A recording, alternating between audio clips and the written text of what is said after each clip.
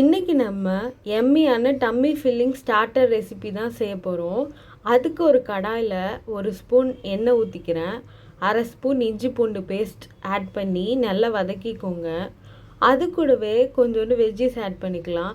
நான் இன்றைக்கி fine chopped carrot, onion, capsicum, beans add பண்ணியிருக்கேன்.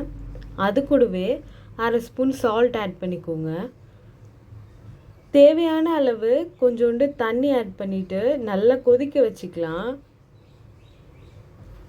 நல்லா கொதிச்சிட்டு இருக்கும்போதே அது கூடவே ஒரு ஸ்பூன் கார்ன்ஃப்ளவர் தண்ணியோடு ஆட் பண்ணி நான் கார்ன்ஸ்லரி ஆட் பண்ணிக்கிறேன். இது நல்லா கொதிக்கட்டும்.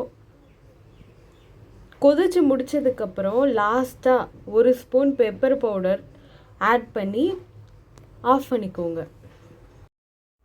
ஃபைனலி ஒரு ஸ்பூன் பெப்பர் பவுடர் போட்டு இறக்கிடுங்க. அவ்வளோதான். பெப்பர் தான் இதில் காரமே. ஸோ அதனால் உங்களுக்கு எவ்வளோ தேவைப்படுதோ நீங்கள் போட்டுக்கோங்க. சூப்பரான வெஜிடபிள் சூப் ரெசிபி ரெடி. இதே மாதிரி சிம்பிள் ரெசிபி பார்க்குறதுக்கு நம்ம சேனலை சப்ஸ்கிரைப் பண்ணிக்கோங்க. பபாய்.